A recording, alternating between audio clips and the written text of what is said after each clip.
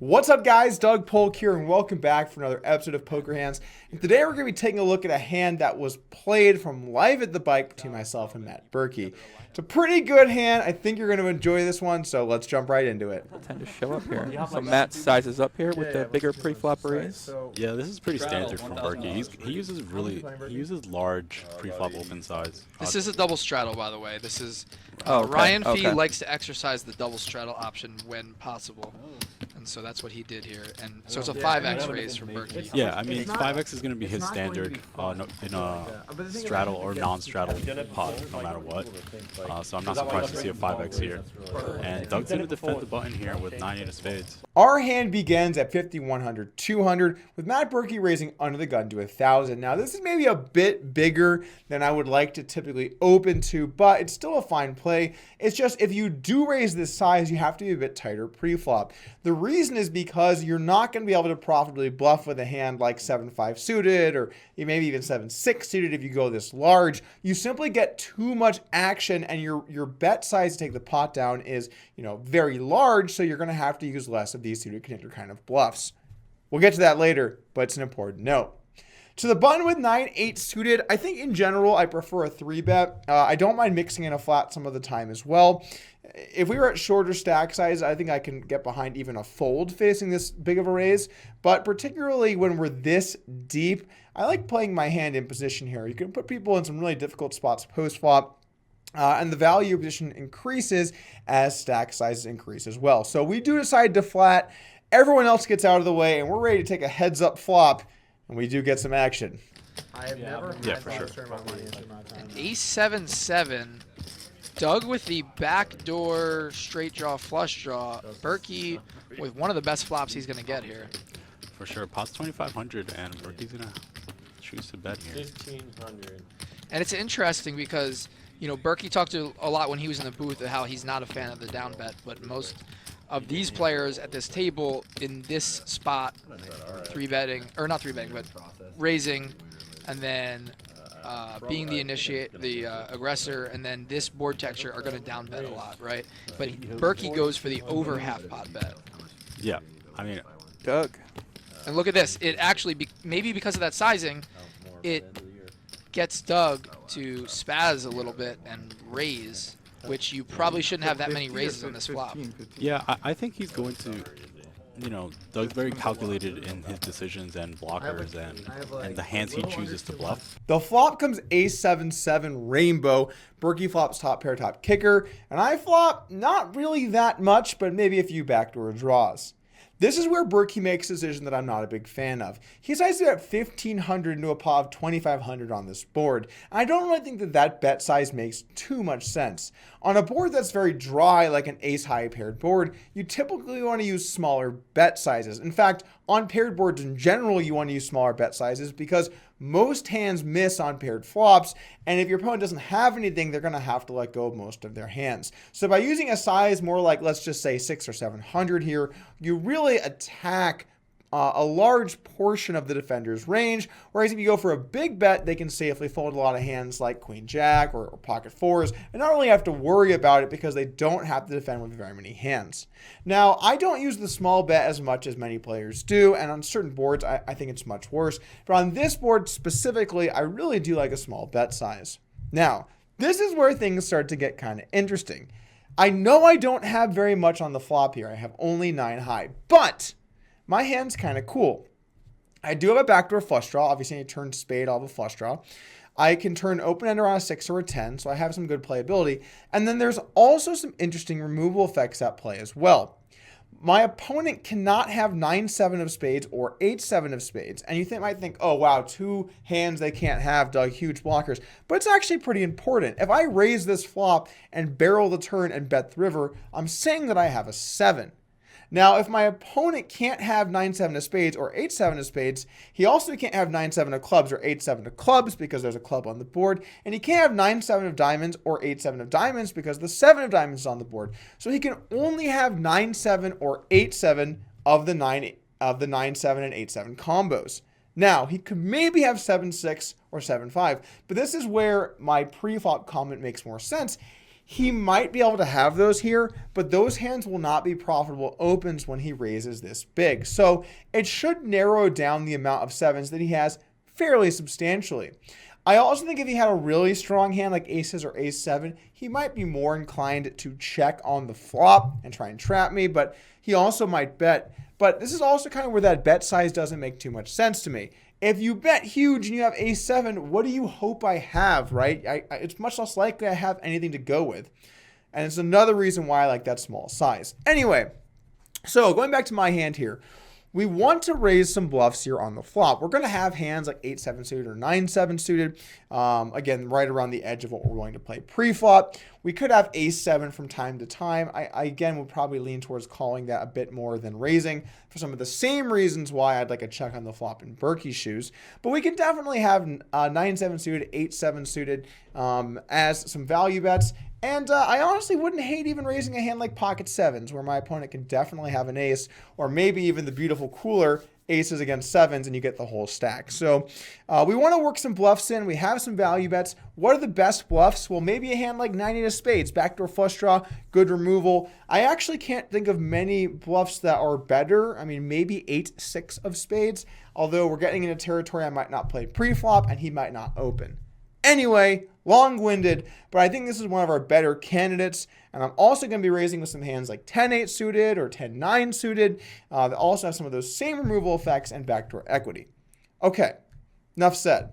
I raised to 4,200 back over to Berkey. Now with ace-king, crystal clear call.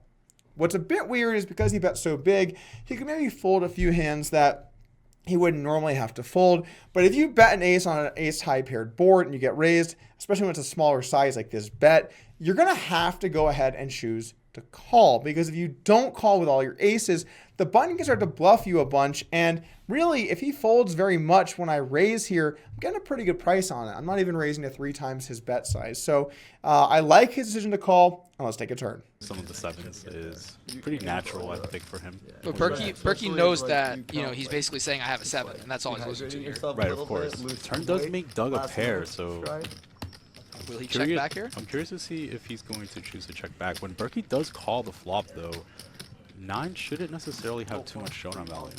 But as played, wouldn't Berkey call that flop with a hand like queens anyway? Just because it doesn't make sense to raise that flop? Correct, that's what I'm saying. The 9 doesn't necessarily have too much showdown value. Yeah, exactly. But it'll get like progressive. Doug with the overbet, 14,200. I mean, at this point, he's saying I have 7-8 suited, and that's almost all he's saying, right? Correct. He almost has that. Maybe he misread his hand. So you said Doug's only saying he has 7-8 suited here? Well, this line, what other hand makes sense here? Could have 7-6 suited. A 7 in general? Yeah, but I'm saying well, my point is there's not many 7s that you're going to have when you flat and open on the button there. Right, for sure. You're going to have 7-8 suited, 7-6 suited. Gonna have 9-7, 7-10. Right, he's repping exactly I mean, is he going to flat that hand very often on the button there? I don't know. I don't know. 5x raise? I mean, not very Straddle often. on 2. He's at the button. They are $100,000 deep as well, so he might be playing a little bit wider range from the button. The most likely hand that he's saying he has is 7-8 suited or 7-6 suited. Yeah, that's definitely fair. Yeah, he 8-7? definitely has a lot of 7s in his range. He's representing a 7 is what you're trying to say, for sure. Yes. So he's going to choose to overbet this turn here. That's a tough decision for Berkey. Like, Doug's not doing this with ace-king, is my point. Good point. So the overbet on the turn, 14 into 11. And Doesn't look like it's going to work here. now when Berkey calls here, Doug knows he pretty much has ace-king, ace-queen here, right? The turn comes a 9 of clubs, and Berkey checks over to me, and this is where things get pretty interesting. Now, my 9 isn't very relevant in that I never have a better hand than Berkey now. I don't think he's bet calling king-queen, maybe backdoor flush draw every once in a while, but in general, I'm still behind with my hand against what Berkey's range is, against pretty much all of his holdings. So when I turn the 9, the question becomes what hands make the most sense to bluff multiple streets? And I actually thought about it in the hand that I would want to sometimes bet 9-8 here and sometimes check. If you always bet 9-8 and then you're going to bomb the river, then realistically, you're going to just have too many bluffs, particularly if you have a hand like, let's just say 8-6 suited that raised the flop, or 10-8 suited, or even 10-9 suited. You're just going to have too many holdings that are bluffing. However, it's also worth noting that 9-8 of spades is the best hand to raise the flop with, because 9-8 of hearts, while it does block the same amount of good hands as 9-8 of spades, does not have the backdoor flush draw. So I'd be more likely to raise hands like 10-8 of spades, 8-6 of spades, 9-8 of spades than I would be to raise the hearts, or than I would be to raise the clubs or diamonds. So the question becomes, how often do we bet? And we have 8-7 suited for sure. We're going to have 9-7 suited for sure. We might have 7-6 suited in our flat range from time to time. And then once in a while, we'll have Ace-7 or 7. So we can definitely pick around like 4 or 5 combos that we want to be bluffing with. And I think 9-8 of spades should mainly be in that range. Now, at the time of the hand, I decided I would be checking this hand some of the time. I think in retrospect, I don't like almost ever checking this hand because not only does it make a lot of sense as a bluff within all of the hands we can have, but then also it has equity against a 7 and obviously an equity against an ace. But then additionally, you block Ace-9 or 9-9 that maybe could have bet called the flop. So you block more of the full houses that your opponent can have. And the good thing on the river here is we don't have a club.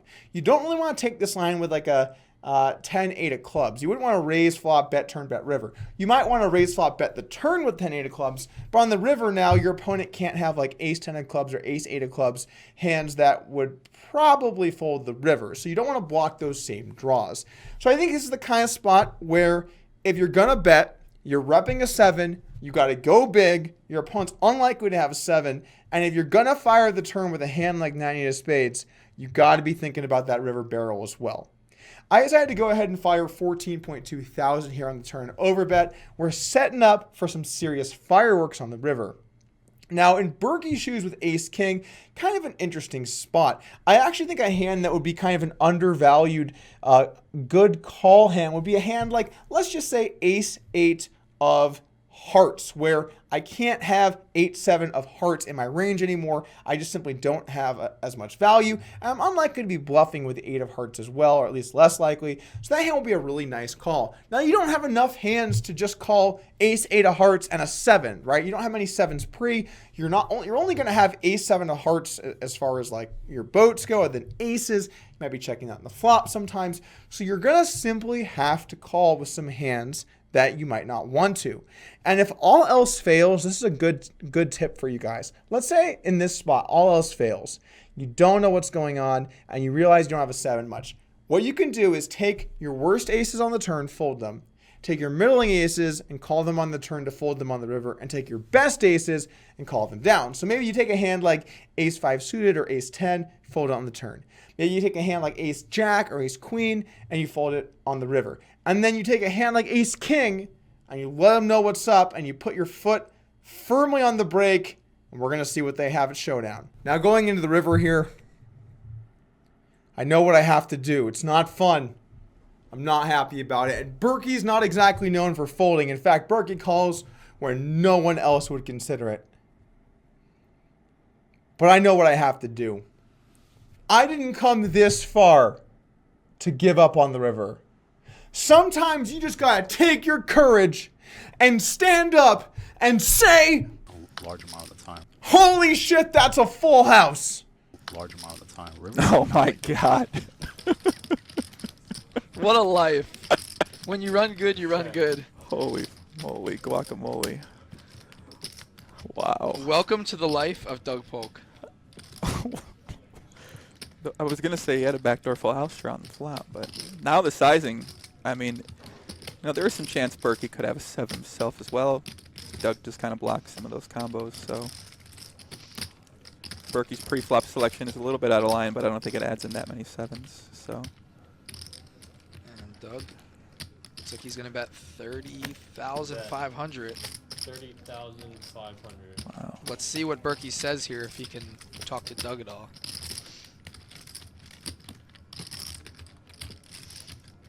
Tough spot for Berk here.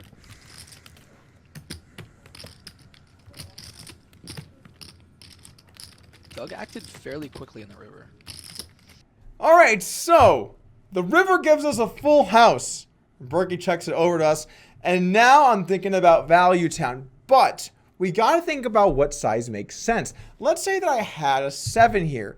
Well, I wouldn't want to be going all in this situation because then my opponent can continue more often with just 7s or aces or ace 9 or ace 7, all hands that either chop or have me beat.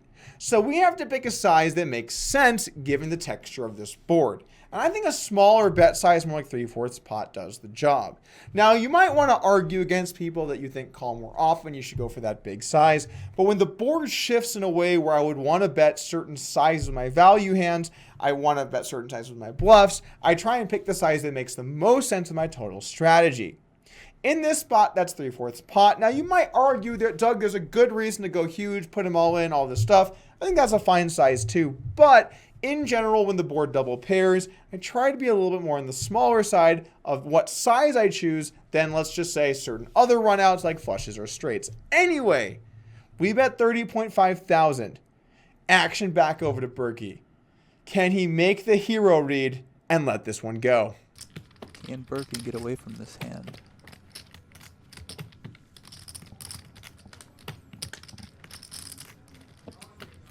Looks like he's leaning towards making the fold.